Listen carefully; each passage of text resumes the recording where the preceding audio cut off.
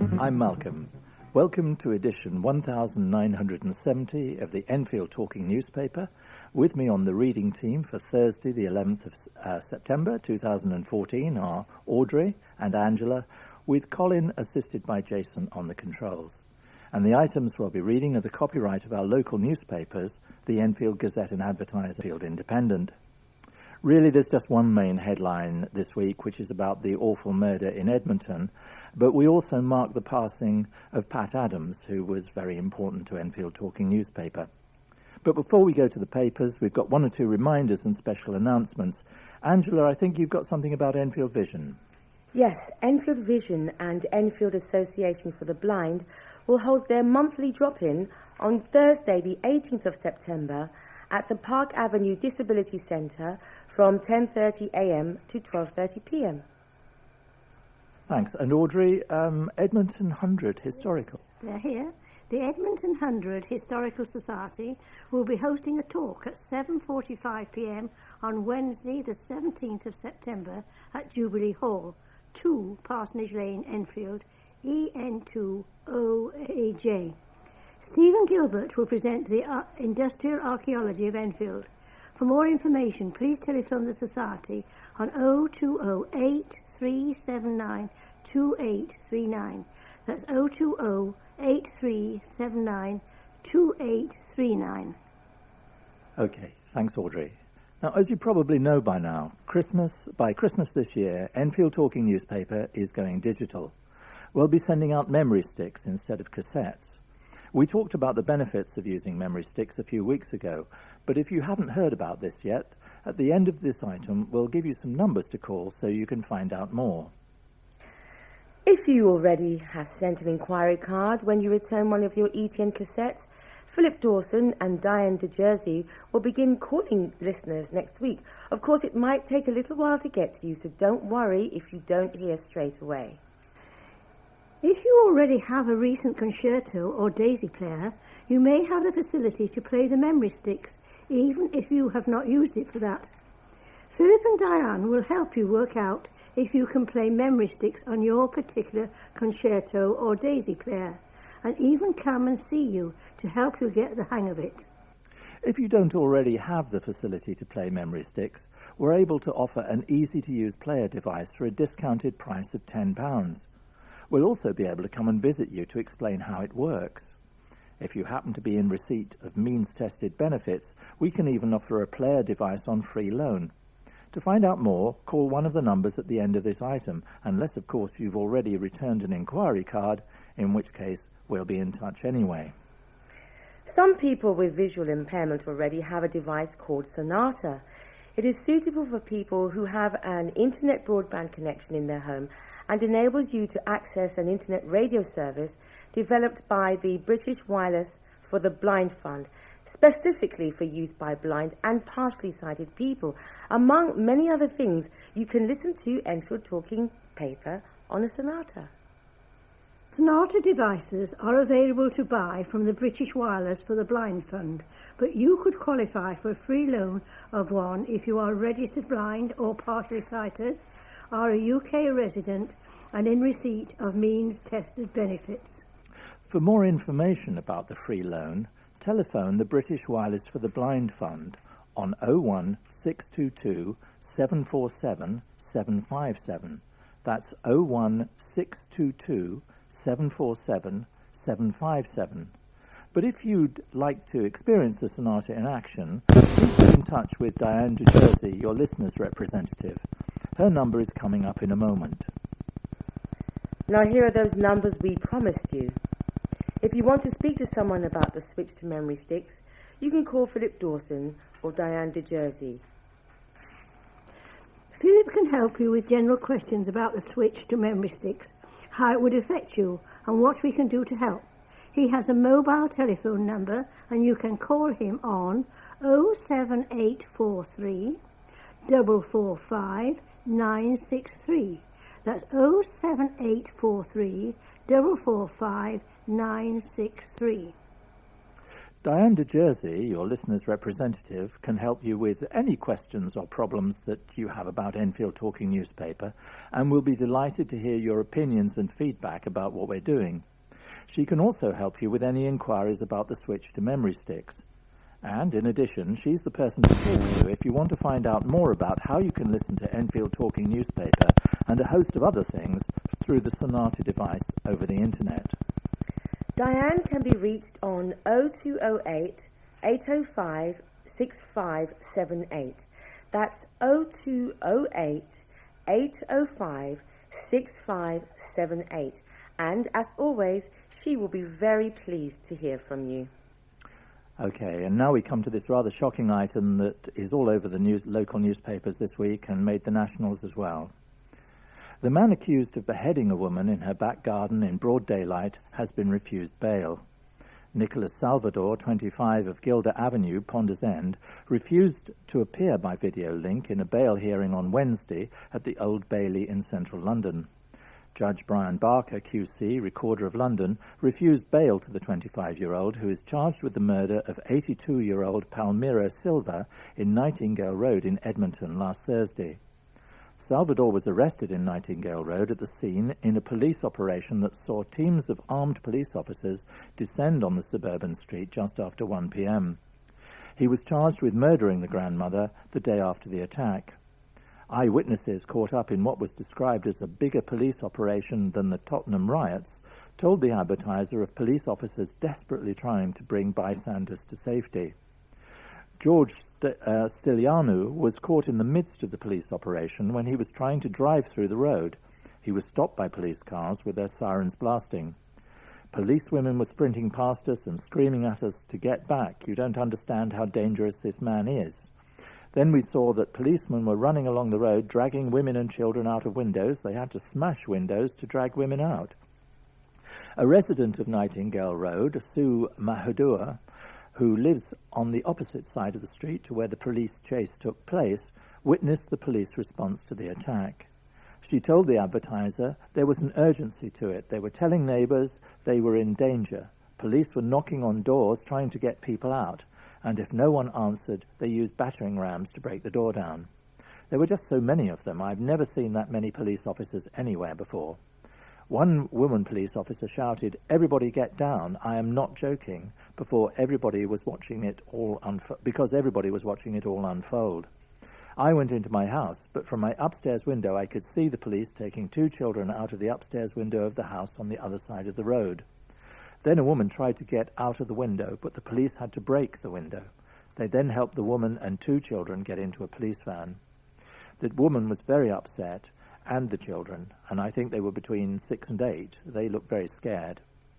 Salvador is due to appear at the Old Bailey for a plea and case management hearing on November the 25th. Edmonton MP Andy Love spoke of his absolute horror following the murder of Palmira Silva. Mr. Love said, "I am absolutely horrified and stunned by what has happened in my constituency, and my heart goes out to the family affected. Edmonton is a relatively solid community with good relations between all of the people living there.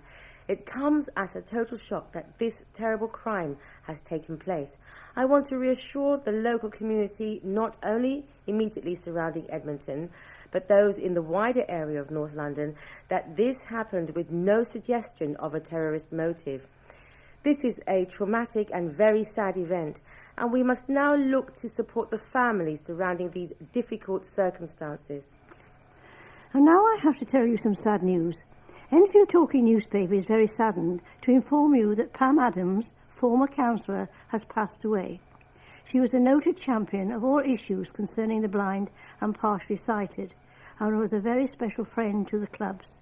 She always supported events for the blind, such as the focus days and drop-in days arranged by Enfield Vision, as well as the dances organised by Sylvia at the Civic Centre.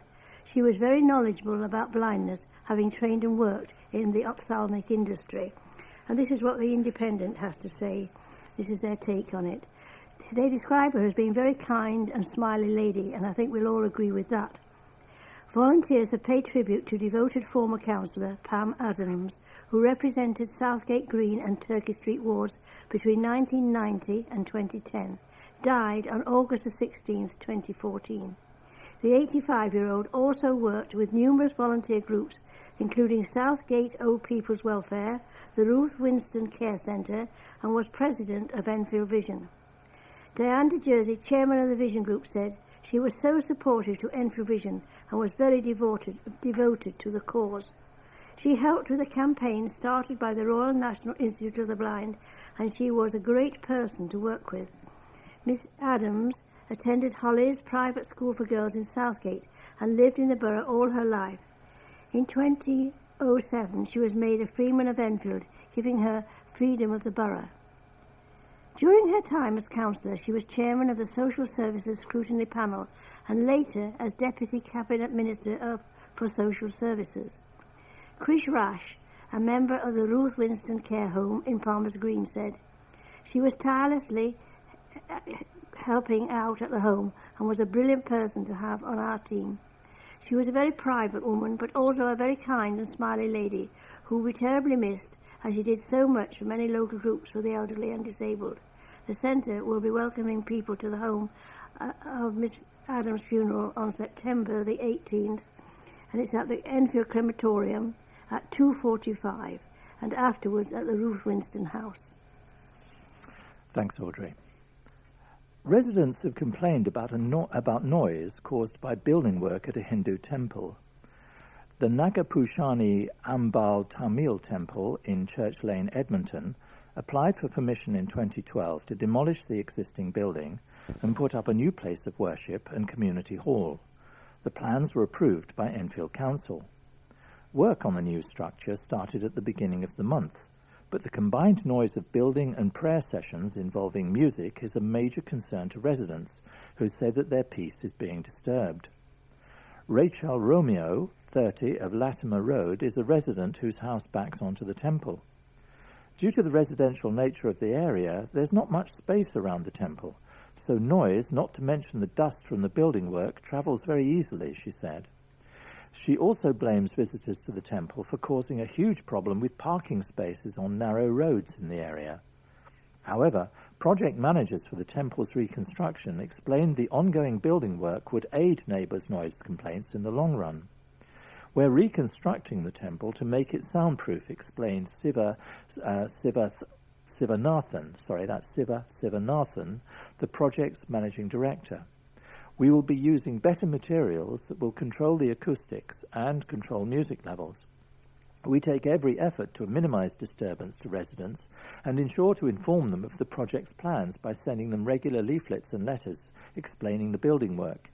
He added that parking issues in the area were not entirely due to visitors to the temple.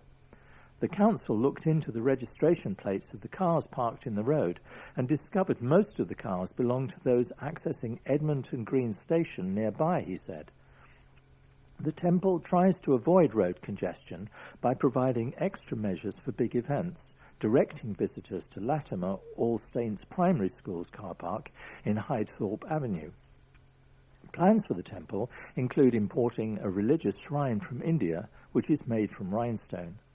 "This is an important project in the area and community," said Mr. Sivanathan. "There is no other Hindu Tamil temple in the borough, and I'm certain that the new temple will aid aesthetic value to Enfield and be an impressive landmark." With food and entertainment on the schedule at Palmer's Green Festival, thousands of people thronged into Broomfield Park last weekend.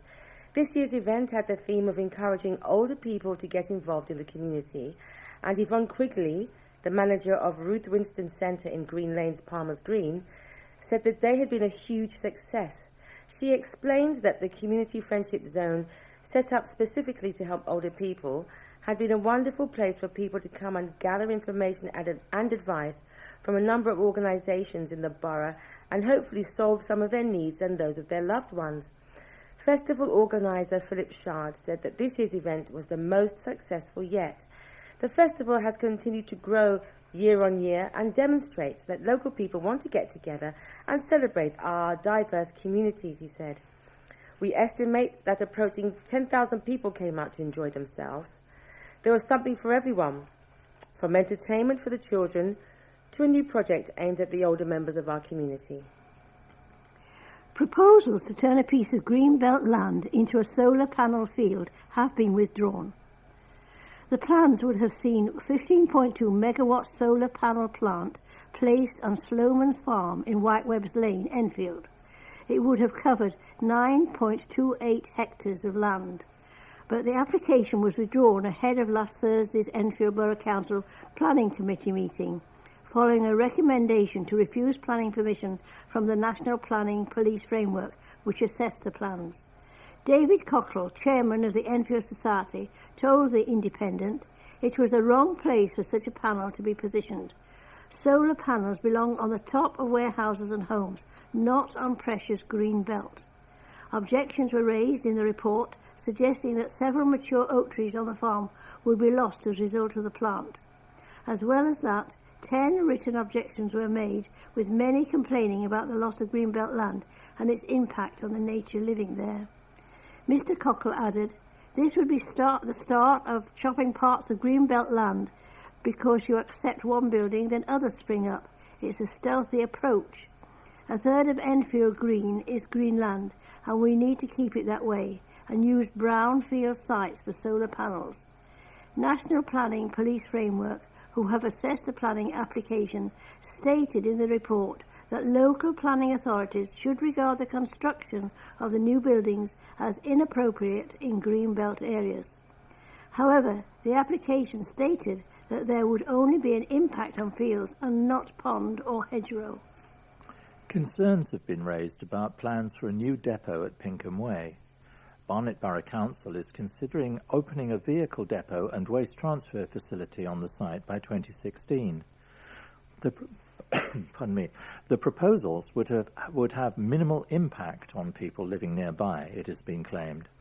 A Barnet Council spokesman said, "The former Fry and Barnet sewage works at Pinkham Way is the Council's long-standing preferred option for a new depot. A planning application is still some way off, and the Council will obviously consult with local residents in both Barnet and Haringey as part of that process. Half of the land, which is south of the A406 and adjacent to New Southgate and Muswell Hill, is owned by the Council, the other half by the North London Waste Authority, which represents 7 North London boroughs, including Barnet, Enfield and Haringey. The overall site is under the planning control of Haringey Borough Council." Pardon me. The current depot is in Bittersea Hill, Mill Hill. Stephen Bryce, chairman of the Pinkham Way Alliance, said, "It's a valuable green site. To put a waste lorry depot on it is just a ridiculous idea. Barnet is 3 times the size of Haringey, yet there doesn't seem to be a piece of spare land within the borough. It's a needless destruction of the site where nature has taken over the site. We have to see what the proposals are, but in principle we would fight it as strongly as we have before. There would be a lot of interest."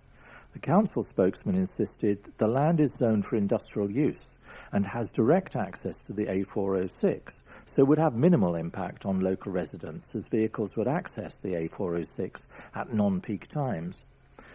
A planning application is still some way off, and the council will obviously consult with residents in both Barnet and Haringey as part of that process.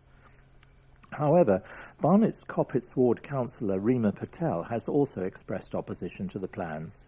She said the word minimal is very ambiguous. People have raised concerns about the future plans of the site.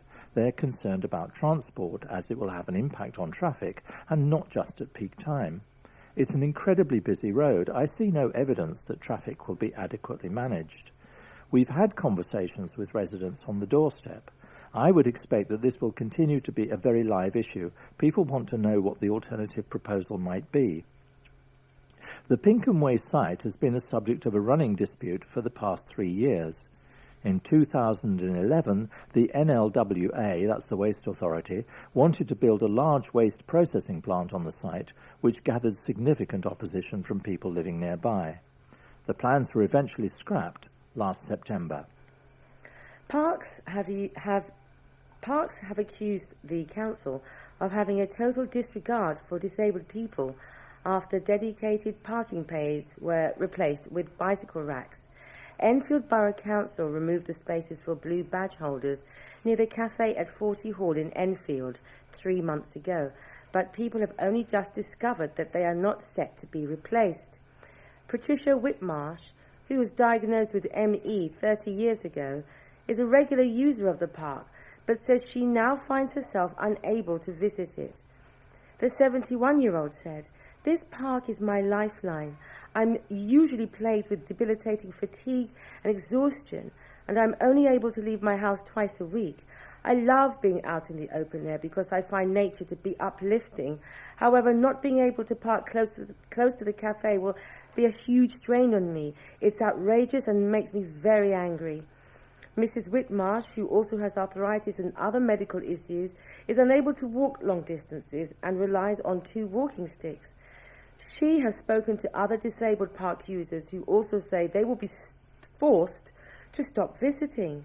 She added, "I've got nothing against cyclists, but they are the most able-bodied, so why are they prioritizing bike racks over disabled spaces? The other thing is that they are an eyesore in such a beautiful park. It's a total disregard for disabled people. It's going to have a major impact on our lives, and I feel a bit discriminated against. To access the area, disabled people will have to park at the entrance and hire one of 40 Hall's 3 scooters. Hire will be limited to 2 hours, and users will need both a credit card and a mobile phone, something Mrs. Whitmarsh says is not viable." A statement from the Enfield Disability Action, EDA, said, "We are concerned that the disabled parking bays have been removed and that by doing this, disabled people's access to these facilities have become limited. We contacted 40 Hall last week for confirmation regarding the work and for comments and are currently waiting for a response."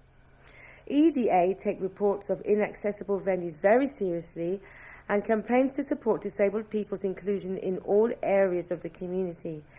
The removal of disabled bays without providing an equitable, viable alternative is not acceptable in this case. It limits disabled people's ability to use and access the resources and the facilities at 40 Hall.